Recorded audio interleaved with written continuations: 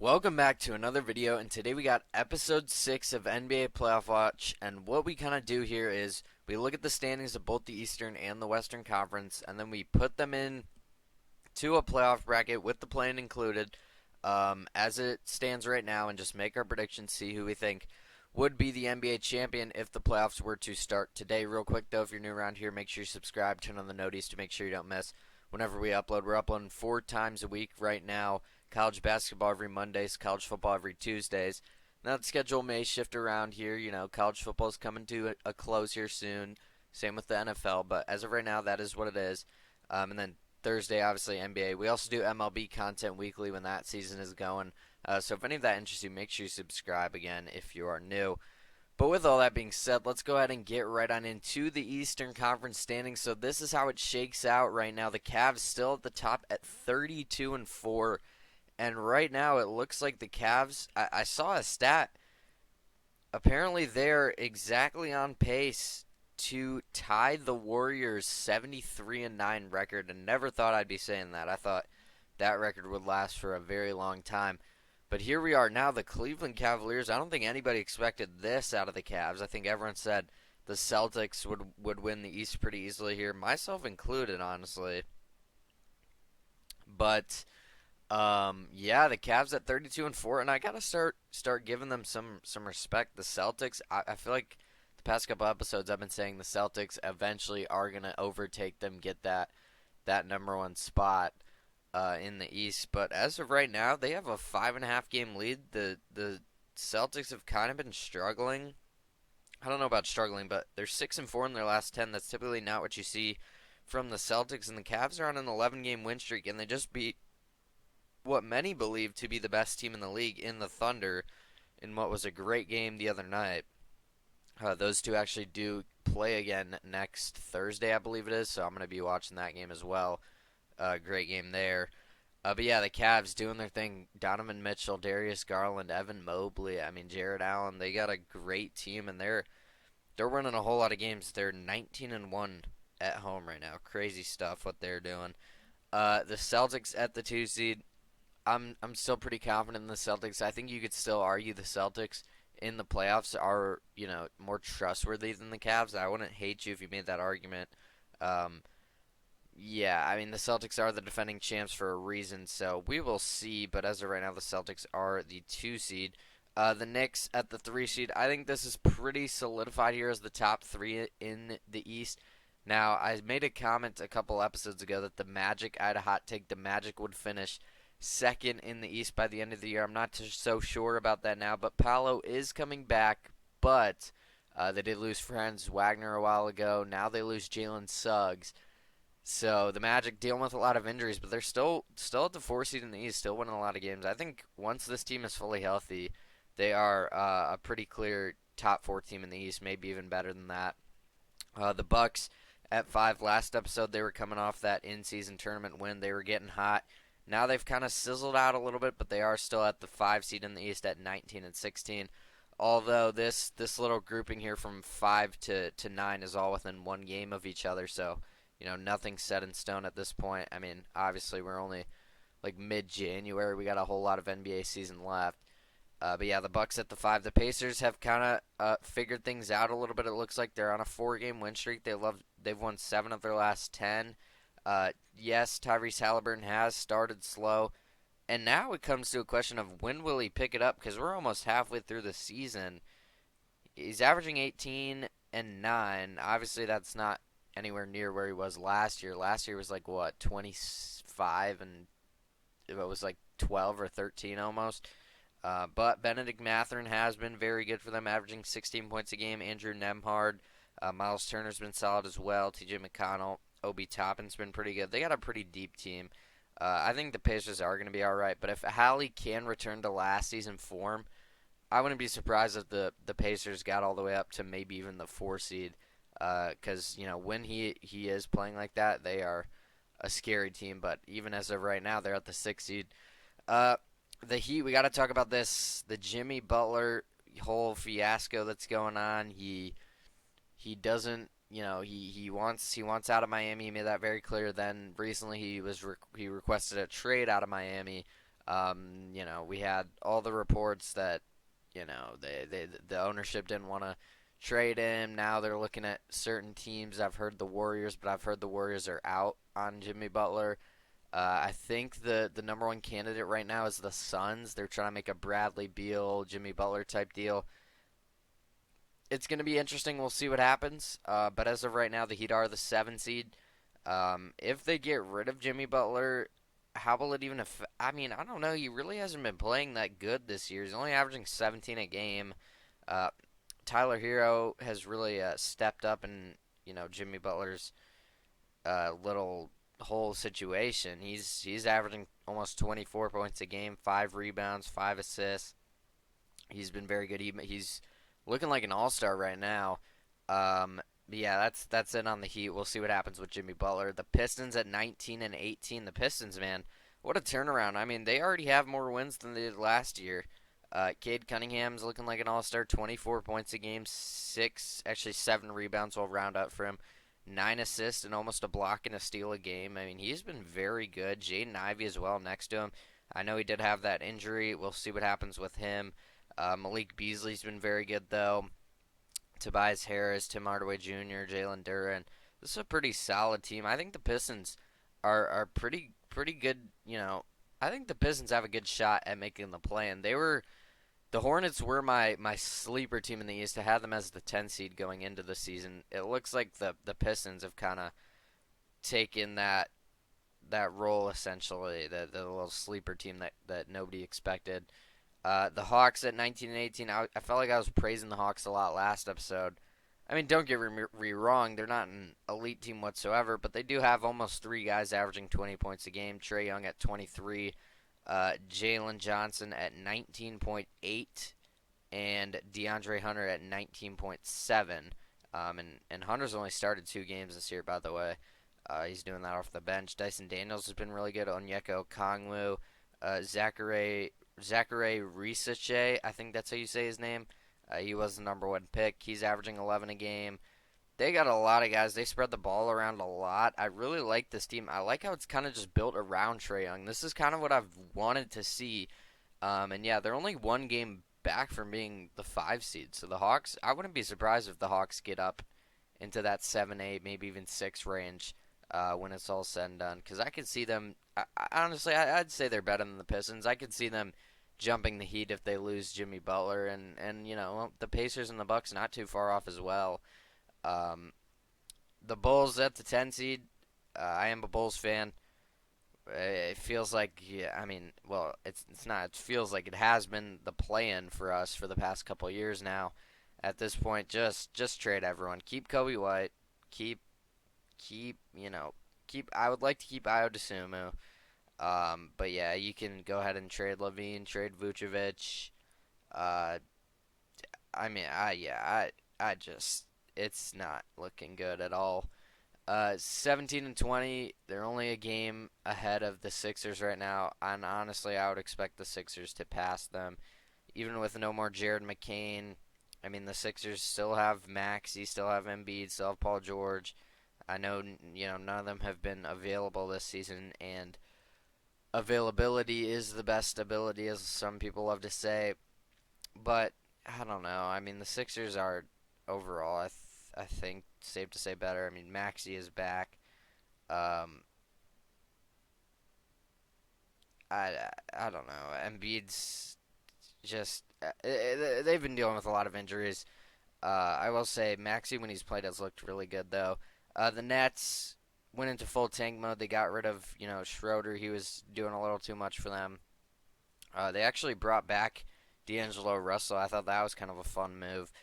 They trade Dorian Finney-Smith to the Lakers. Don't hate that trade for the Lakers. Actually, I'd say that's a pretty decent trade for the Lakers. But yeah, Cam Thomas averaging 25 a game. Cam Johnson. Yeah, they bring in D'Angelo Russell. Honestly, this isn't a terrible team. Honestly, I wouldn't be surprised if the Nets try to trade some other of these dudes, just so they can fully get down into that lottery, because they do control their own pick. Yeah, the Hornets, I missed on this one. I will say LaMelo Ball has been amazing. Brandon Miller has been amazing. LaMelo's averaging 30. Brandon Miller's averaging 21. But really, the rest of the team, I guess Miles Bridges has been solid. He's averaging 18. Besides those three, nobody else on the team has really contributed. They're averaging 106 points as a team per game. That's not very good in today's day and age. Yeah, this was definitely a miss here for me. Unless the Hornets go on some crazy streak, which they haven't really shown any signs that that is going to happen. The Raptors, they're it's rough over there. Scotty Barnes, R.J. Barrett have looked solid. Grady Dix looks solid. But again, the offense just doesn't look great as a whole.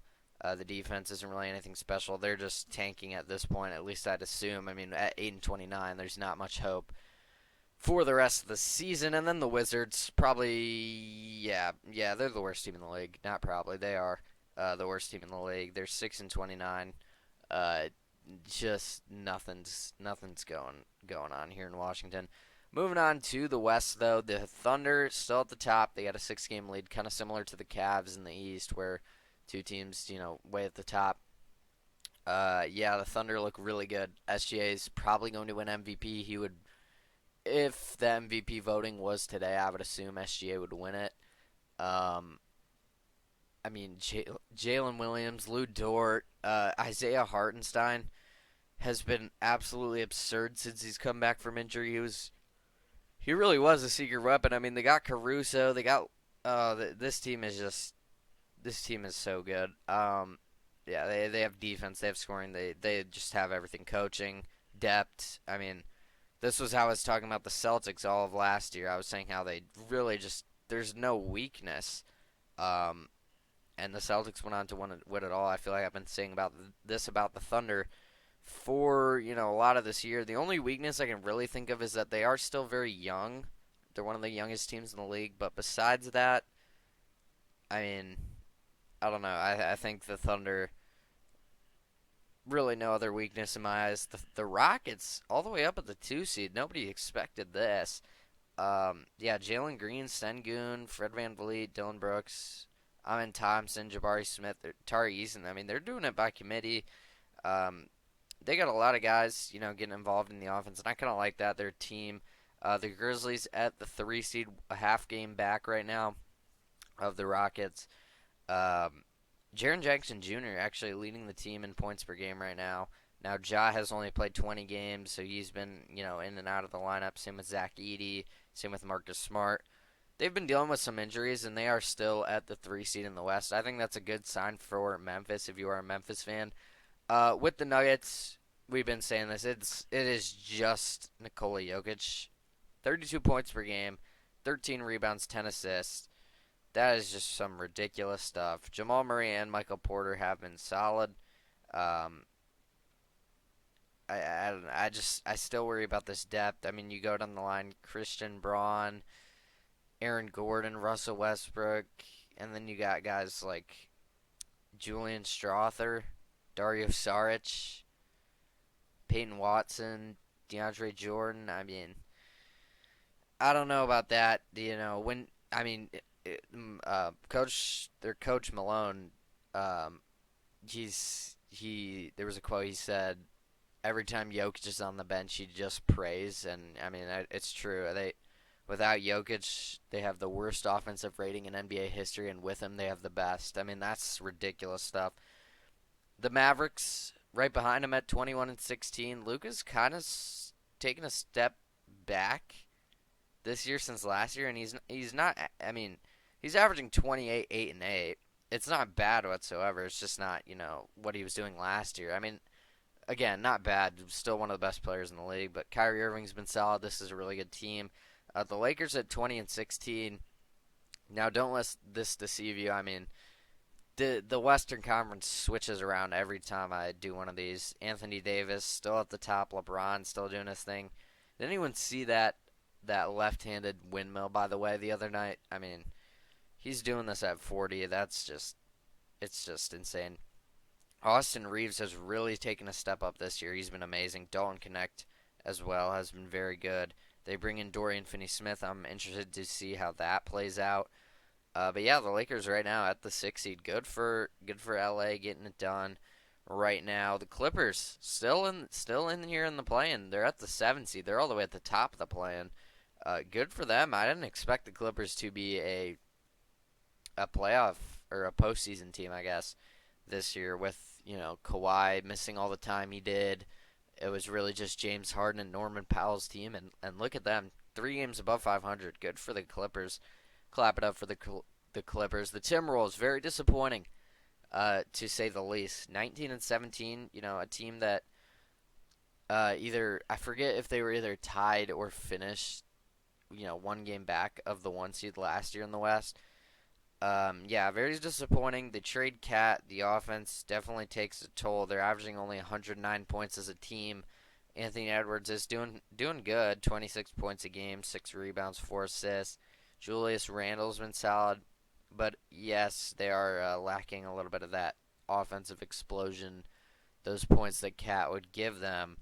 But it's definitely not a bad team. I mean, you look down the roster: Naz Reid, Rudy Gobert, Dante DiVincenzo, Jaden McDaniel, Jalen McDaniels, Jalen McDaniels, Nikhil Alexander Walker, Mike Conley.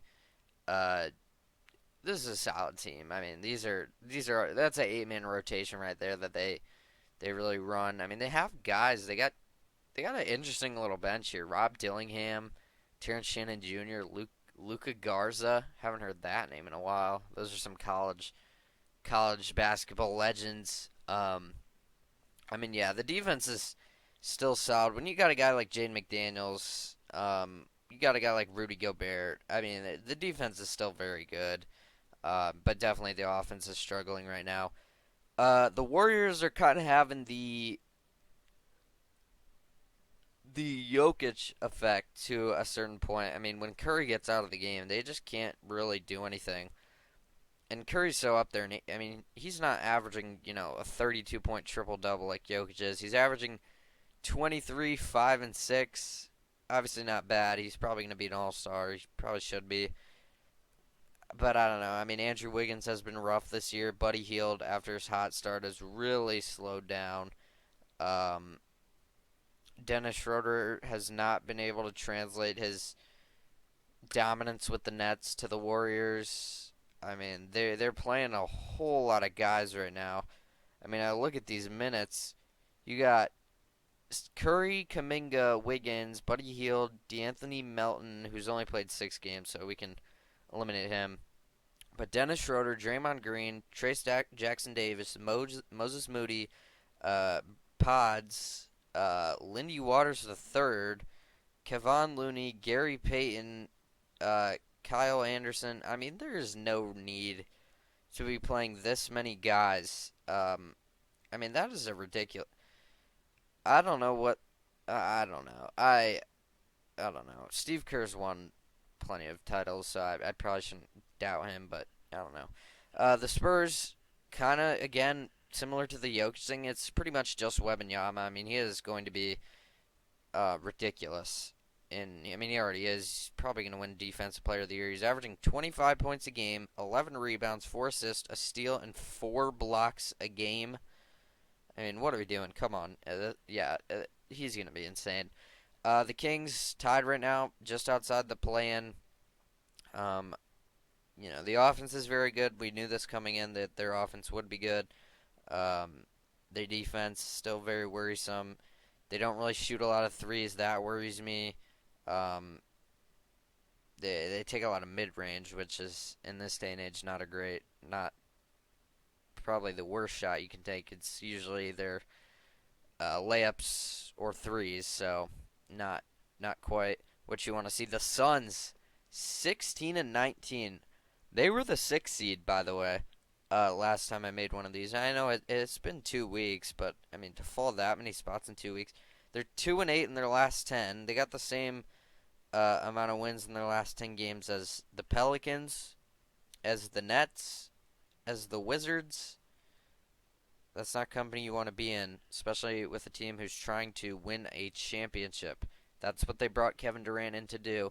Now, maybe if they get Jimmy Butler, maybe it turns around. But honestly, I mean, we've seen them do this big three experiment many times, and it just, it doesn't work. I'm starting to not.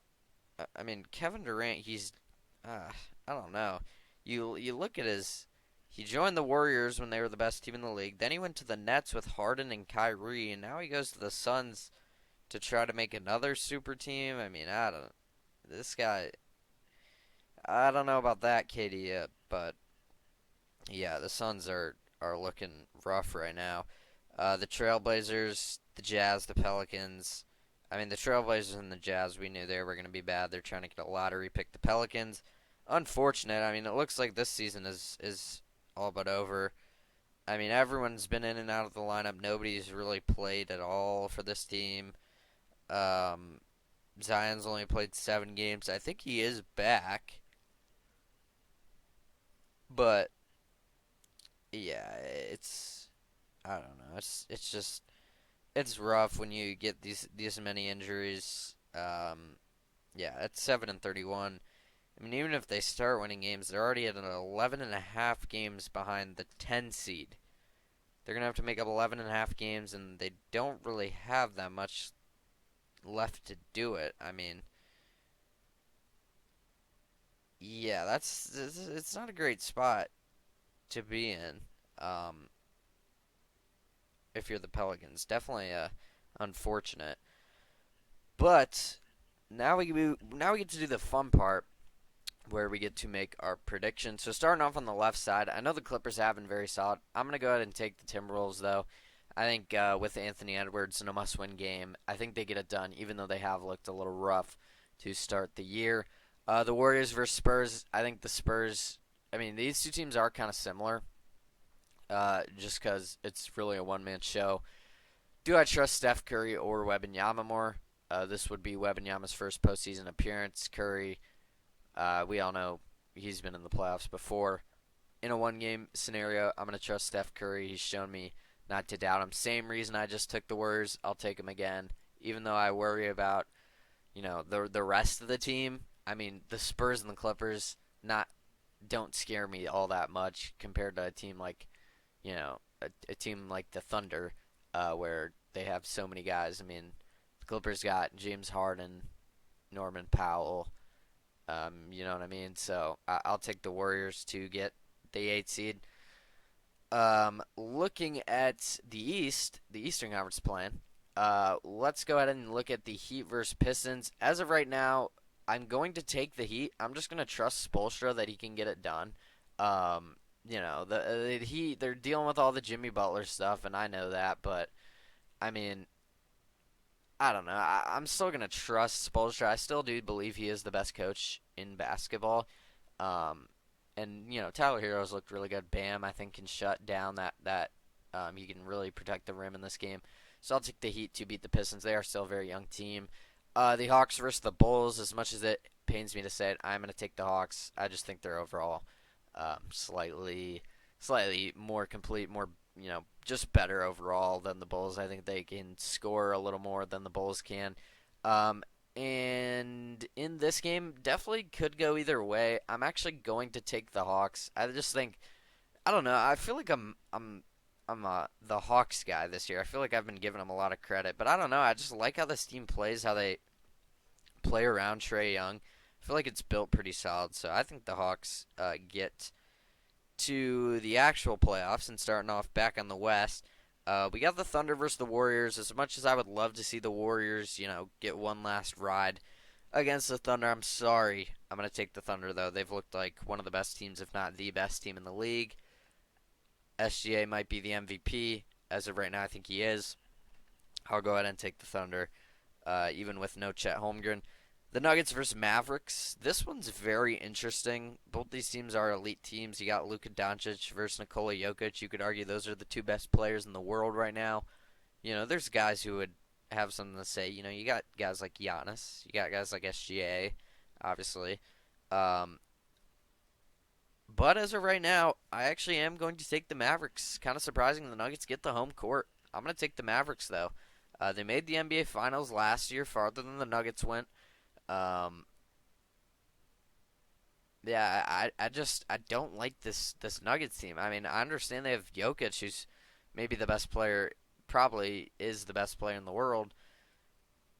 I mean, but I don't know. I trust the Mavericks' depth a little more. I think Jason Kidd gets it done for the Mavericks. The Grizzlies versus Lakers. We saw this matchup in the first round a couple years back. The Lakers actually did win. I think the Grizzlies get their revenge. I don't know. The Lakers, you got LeBron, you got AD, you got Austin Reeves. That's about it. I think the Grizzlies have more depth. I think they play really good defense there with Jaren Jackson Jr.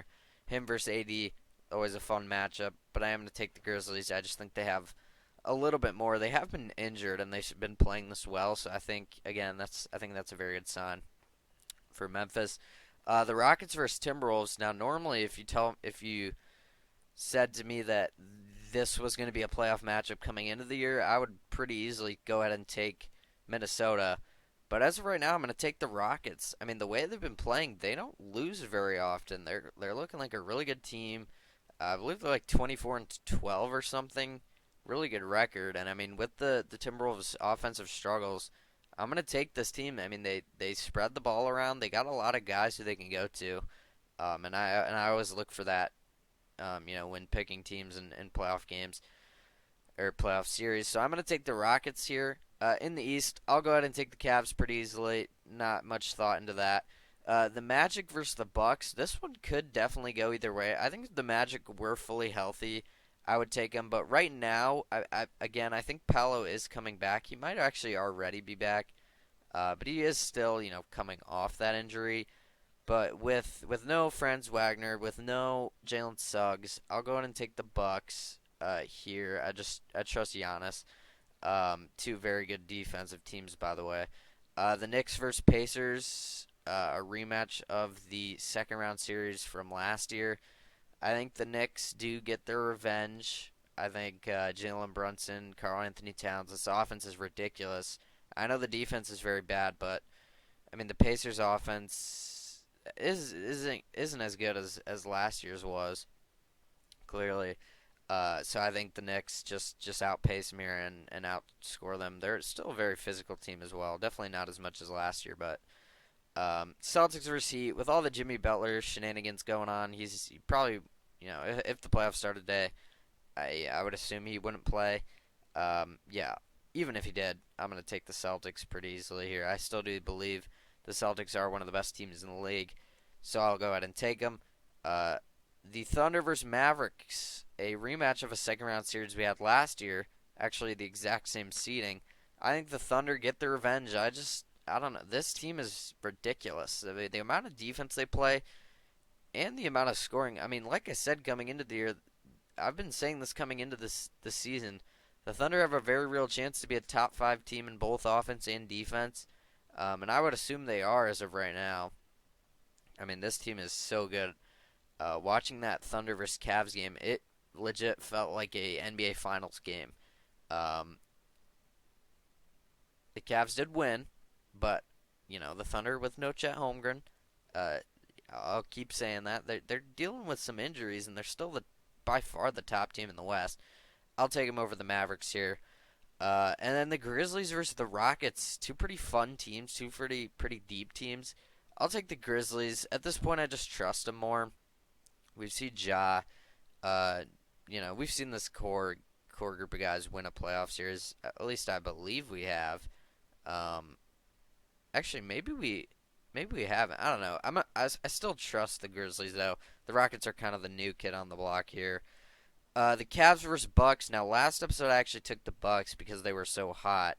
The Bucks have kind of cooled off a little bit. The Cavs are now the hot one. They're on an 11-game win streak. I'll go ahead and take the Cavs. They're cruising right now. I'll take them over the Bucks pretty easily there. And then the Knicks versus the Celtics. Surprisingly enough, normally I'd take the Celtics easier here. I actually thought about this one a little bit just because of how good that Knicks offense is. I think they can really win any given game.